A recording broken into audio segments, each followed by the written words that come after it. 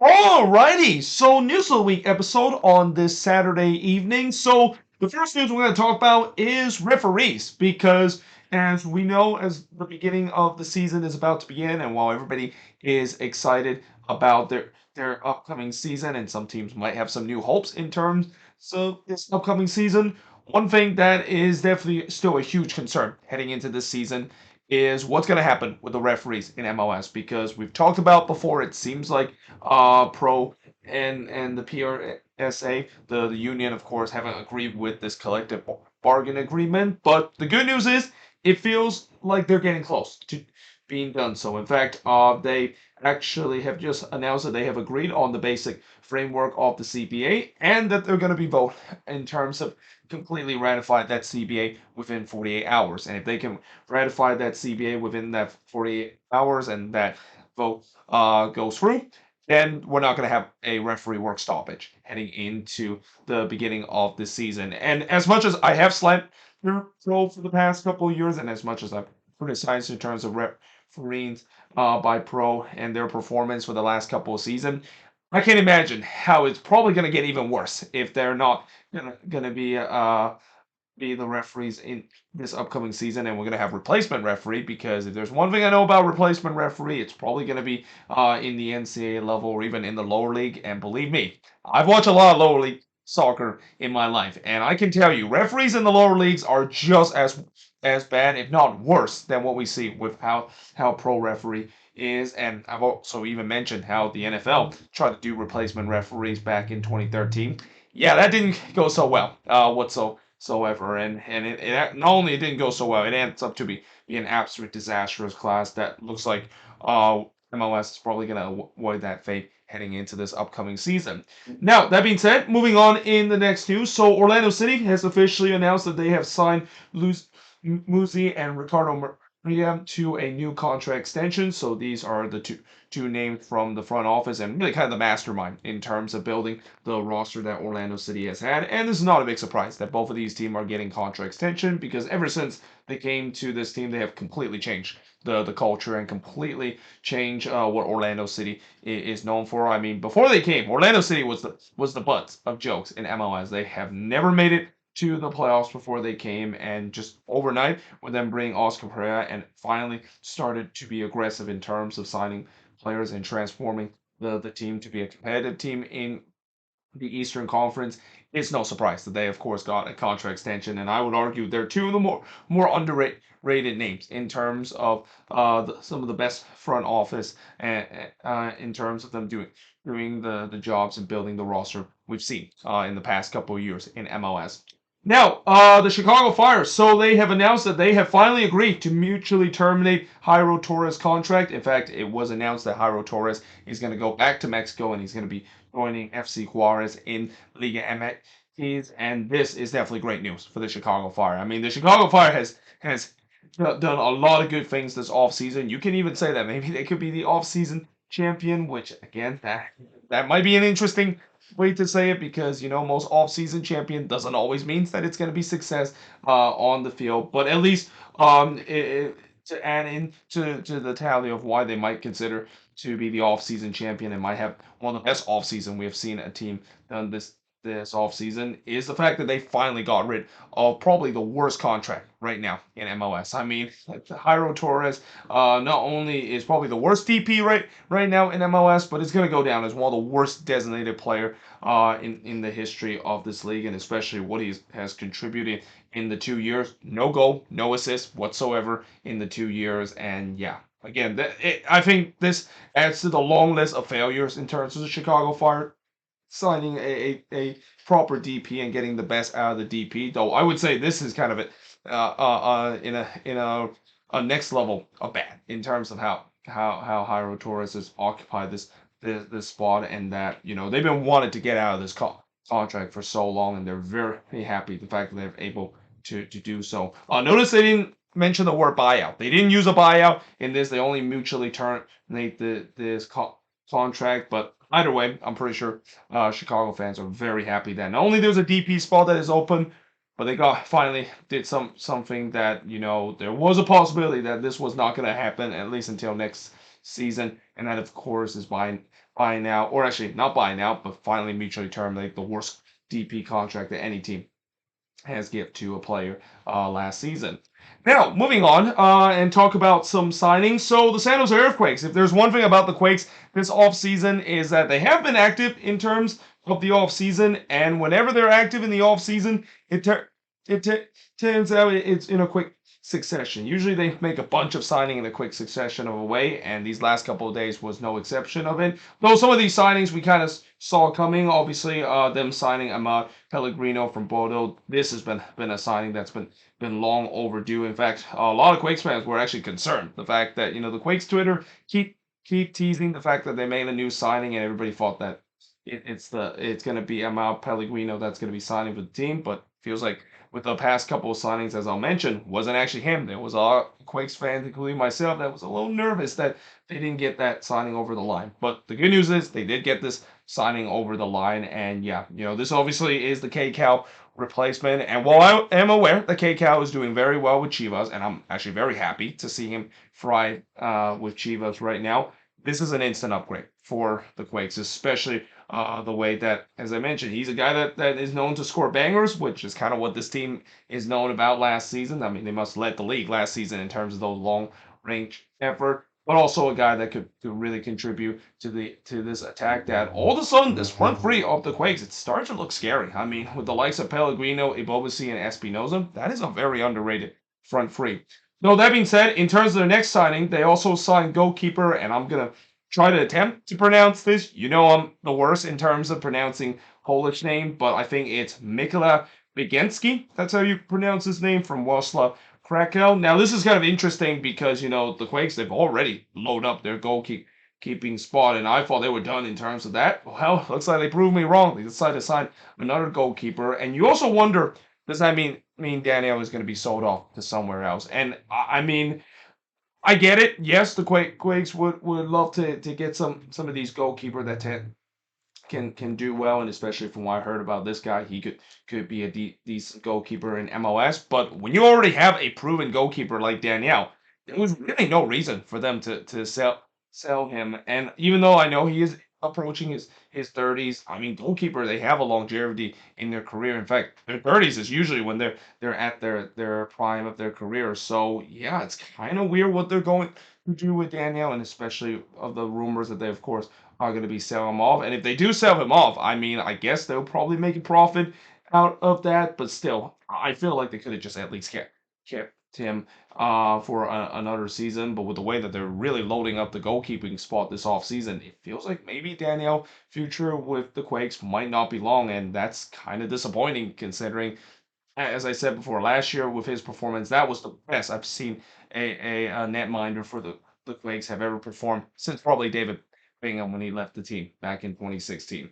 And then they finally addressed one of the big issue that they have in this team, which is the center back position, by signing Portuguese center back Bruno Wilson. And I like the fact that they decided to go with a Portuguese center back because I was kind of disappointed that they let go of Nathan, and that would have been a perfect Brazilian backline that we see the Quakes go with. And while this is not a Brazilian backline that we're going to see with both Bruno Wilson and Rodriguez being there, at least both of those guys speak Portuguese. And I think that's going to really help the communication perspective. And also knowing that he has done very well in the Portuguese Premier League as well. I think this could be a good replacement for Nathan. So yeah, at least I'm glad that they of course sorted out that issue, because that was one part where I was a little bit concerned, the fact that they didn't really quite find a replacement for Nathan. Now I think the only thing the Quakes need to do is sign a DP number 10, because they do have a DP spot open. If they were actually ambitious, and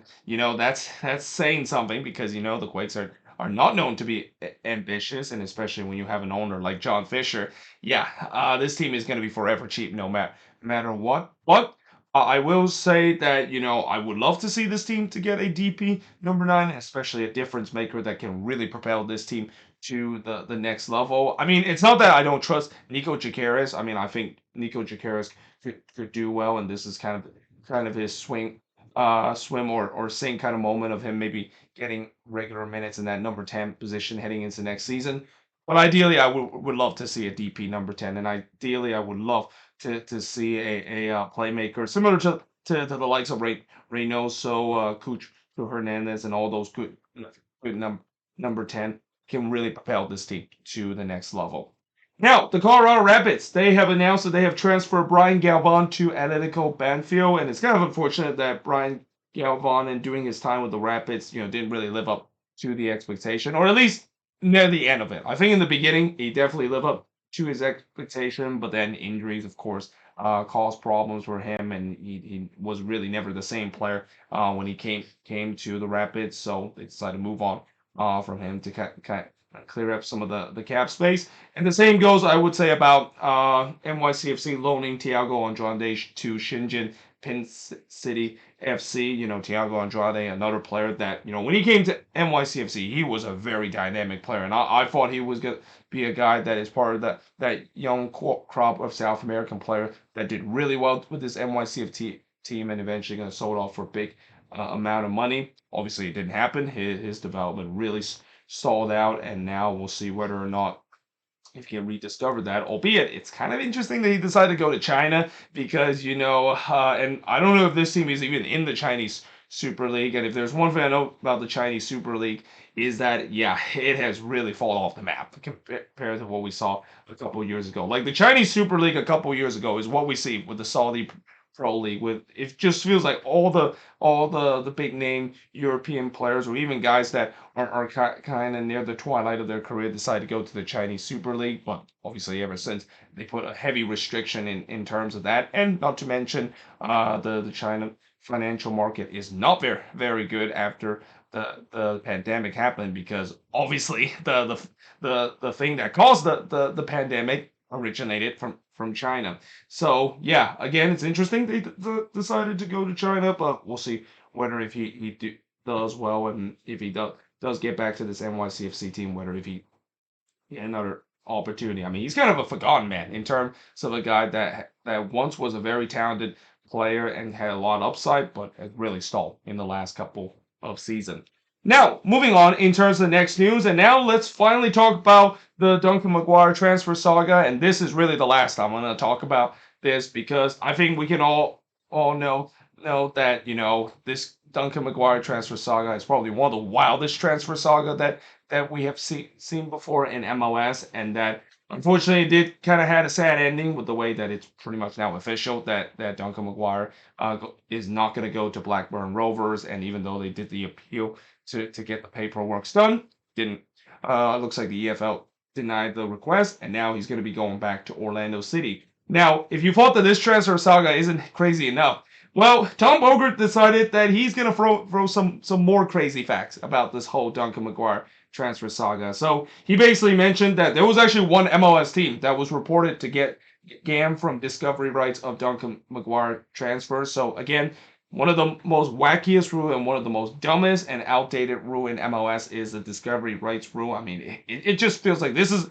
kind of what will feel a lot of Euro snub of saying that MLS is kind of a bush league and kind of a very farmers kind of league, with the way that discovery rights still exist. But I mean, this would have been wild. The fact that if Duncan McGuire was transferred and that one of these teams is going to able to get some game out of this discovery rights rule. I mean, every team, whenever you get a player from a team, some teams that might have discovery rights and they can just get free Gabber buck out of that. Obviously, that's not happening because the Duncan McGuire transfer didn't happen. And then what's even more crazier is that there's even reports from Tom Bogert that several MLS teams are also looking to acquire Duncan McGuire after the failed transfer, but obviously Orlando City said no. And I think it's pretty obvious why Orlando City says no, because yeah, they're not gonna let go of Duncan McGuire and basically also attach some sell-on fees out of that, because he's still one of their player. They still have intention of him selling in the summer transfer window, so they're going to keep that asset. They're not going to give that asset away from other teams despite this major setback that they had. But yeah, now with Duncan McGuire back in the U.S. and back with Orlando City, and especially with Orlando just signed Luis Muriel, although I think that signing isn't official yet. it's going to be interesting to see how it's going to work because now you have two number nine. I mean, unless if Oscar Pereira goes with two striker system, which is something that he's not known for, I mean, it's going to be one or the other. It's going to be either Maguire that's going to be the leading the line or Muriel that's leading the line, and both of them are capable of leading the line for this Orlando City team. So it's going to be very interesting to see how it is. And also, if you decided to put Duncan Maguire leading the line, then again the Luis Muriel signing kind of doesn't really make sense. Kind of feels like it's a bit of a waste of money. But then at the same time, if you decide to put Luis Muriel in there instead of Duncan Maguire, then Duncan Maguire stock would definitely tank, and you definitely do not want to see that happen after this failed transfer that is going on. So this is a very sticky situation that Oscar Pereira is going to have to figure out. And also, for Duncan Maguire, I'm really hoping he's going to still have a good season. I mean that is a rough thing to deal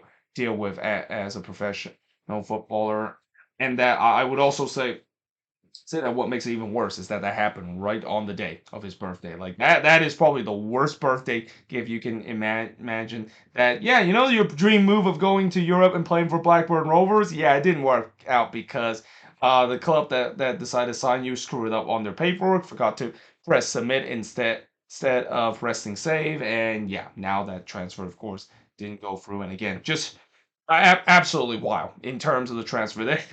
I think between this and the David De Gea transfer debacle that we saw a couple years ago between Man U and Real Madrid, yeah, it feels like it's that situation all over again. Seeing the Duncan Maguire situation.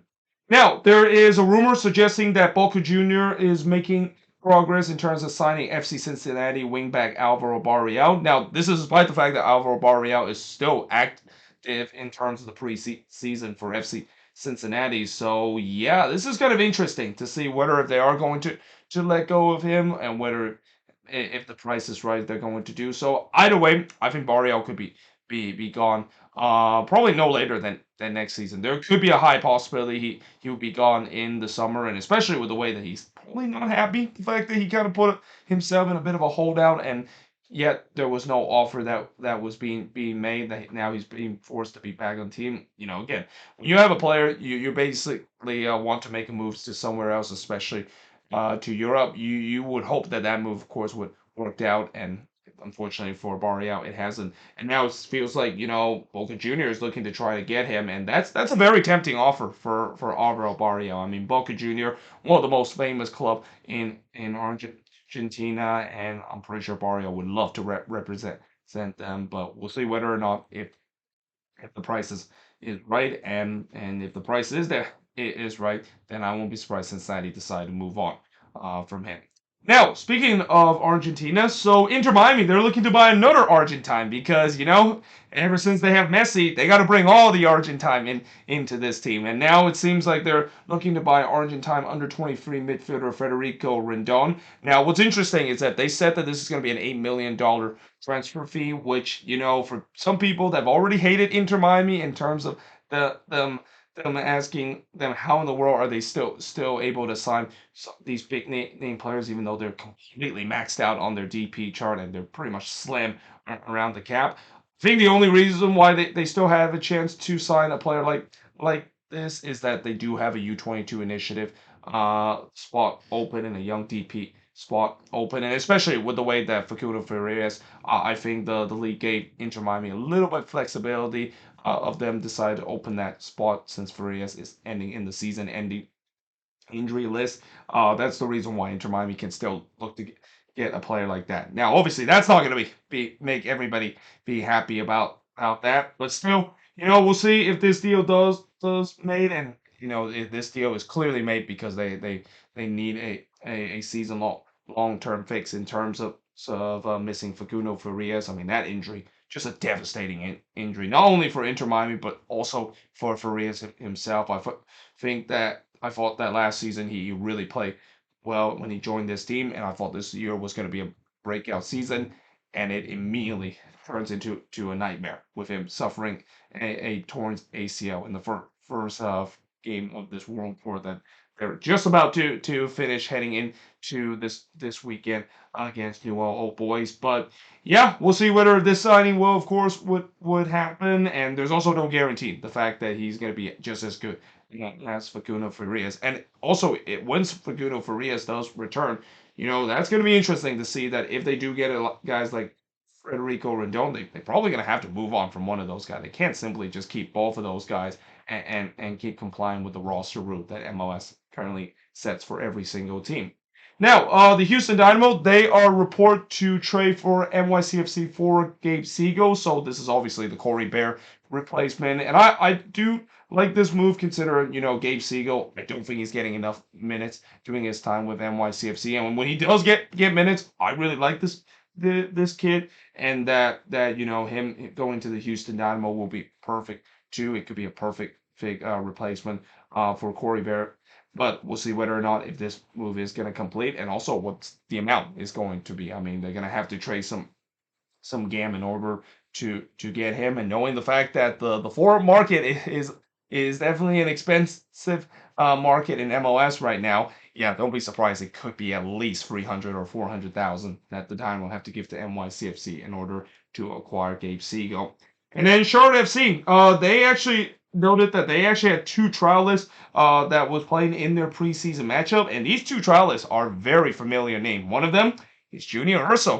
He, of course, is trying out for Charlotte FC, and I would love to see Junior Urso get another chance for an MLS team. I mean, I know he is in his twilight of his career, but I would love to see him consider he brings such a character to this league, especially Orlando City fans will always love the Bear. But the other player that they, of course, are looking to bring and are currently a trialist is former Brentford winger Tariki Fuso. Now, this is also not surprising, the fact that Charlotte is bringing a couple of guys that used to play in the either in the Championship or in the Premier League, because their current head coach Dean Smith has a background in terms of coaching in the Championship and also in the Premier League. So I won't be surprised if he's going to bring some of the guys that he knows coming to MLS itself. I mean, we saw that with Wayne Rooney bring some of his players that he knows from Derby County to there. So I won't be surprised it might be the same thing for Dean Smith, especially maybe even bring some of those Aston Villa players, though it's not going to be easy. Consider Aston Villa is doing very, very well this season, and they're probably going to have to bring in some B tier kind of Aston Villa player, maybe guys that are kind of just depth player for that Aston Villa team to maybe come to Charlotte FC. Now, James Rodriguez. So this is a crazy rumors, and I don't know if this is exactly true, but there's a report that he is linked with an MLS move, and it seems like Columbus and RSL are the two locations that he said to move. Now, obviously, I can for sure know that it's not going to be Columbus because it would make absolutely no sense for the Columbus crew to decide to bring in James Rodriguez unless just for stardom, because they've already have a number 10 with the like of Diego Rossi and Cucho Hernandez being there. But RSL would make sense. I think him going to RSL and knowing that they need a Jefferson Savarino kind of replacement, this would be a perfect replacement for that. Now, obviously, I know James Rodriguez is not as good as what we've seen before. In fact, his career really they took a turn for its worse after his Real Madrid day, and that when a player hits 30, they can potentially get into the wrong side of 30s. Well, that's kind of the case for James Rodriguez. It feels like he's kind of hitting the wrong end of 30s, and again, we'll see how he's going to do in MLS if he is going to come into the league, and especially for RSL, if they can get him, that is easily probably the biggest name that they're going to bring to that team in terms of international level. I mean, RSL has some big names in their club. I mean, Nick Raimondo and Kyle Beckerman are both from that club, are a well-known name in terms of the MLS lore. But to bring a guy like James Rodriguez, yeah, their fan base would definitely be ecstatic if that's the case. But moving on, so in the next news, we got former MLS player. Oh, actually, I forgot. Speaking of RSL, they're also looking to sign an English midfielder called Matt Crooks from Middlesbrough. No idea who this guy is and whether if he's going to do well with RSL, but interesting to see whether or not if they do decide to sign him.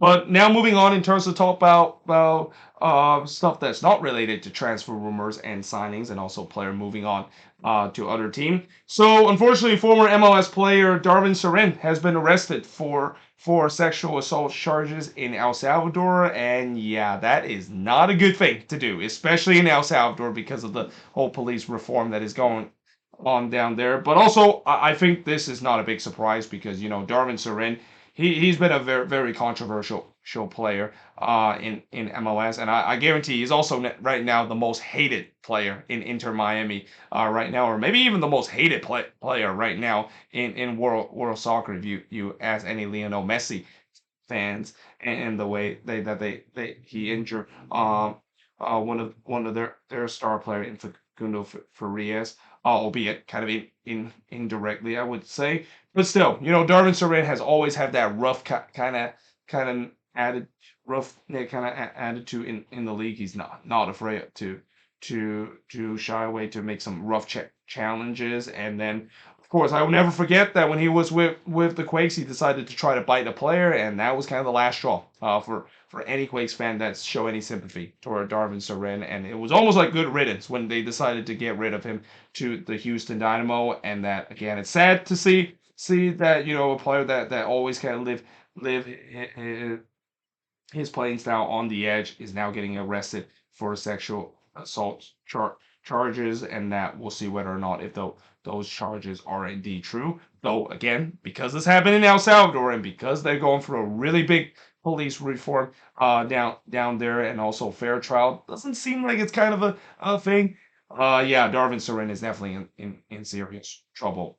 But moving on into the last news and kind of finish the news of the week on a more positive note. So the MLS Next Pro schedule has been officially released for the 2024 season. And what's interesting about the MLS Next Pro heading into this upcoming season is that they're going to separate teams into four different division, though there's still going to be two conferences, and in terms of the playoffs, it's still going to be the top 18. But it's kind of interesting that they decided to separate it into four different division, and that kind of makes me think that whether or not if MLS is eventually going to bring back. Somebody in the comment section, I think in one of the video talk about how should they bring back the Central Division. And for those of you that don't know what the Central Division is, and I actually did a throwback series I think about a year or two ago about the early days of the MLS season when they actually didn't just have two conferences, but there was 1 or 2 year they actually had three different division with the Western, Eastern, and then the Central Division. I don't think they're gonna bring back, in my opinion. I think, if anything, they probably won't go to division until they probably hit like 32 or even 36 teams by then. But yeah, it's kind of interesting that MLS Next Pro is kind of try that. But again, it really kind of doesn't matter because in terms of the playoffs itself, it's still going to be judged by the conferences. And again, the two top eight conference, of course, will move on into the playoffs. And yeah, it's going to be interesting to see how this upcoming season is in terms of MLS Next Pro, especially with some of these teams that doesn't have an affiliate with MLS team. Again, I really think MLS Next Pro is kind of like MLS trying to compete with the USL in terms of getting all these small market team that won't be affiliated with any MLS team, but also trying to be competitive and be part of these kind of minor league system that we see in the MLB, and that the USL is going to try to counter by saying that, well, we're going to just keep expanding with the USL Championship. And I do think that there's going to be that one day where I'm also going to probably make a video about this one day, talk about the showdown between MLS and USL, because I feel like we're heading to that collision path between both of these league, and both of these league, they don't like each other whatsoever, and that there's definitely going to be some bickering, and there's going to be a huge debate down the line of, well, which one is actually the more legit in the league? Is it going to be MLS, who is considered to be the top tier league in American soccer, or is it going to be USL that has easily started to build themselves a lot of credibility, especially in the smaller market, because they've been expanding very fast in terms of the smaller market, and also the market that are definitely dying to see a soccer team in their community. But there you have it. That is pretty much it in terms of looking at the news that has happened in the past couple of days. As always, let me know in the comments below what do you think of these news, and if there's any news I didn't mention here on the board, let me know in the comments as always. But until then, hope you guys enjoyed this video. If you do, make sure you guys leave a like, smash the subscribe button, and yeah, I of course will see you guys next time.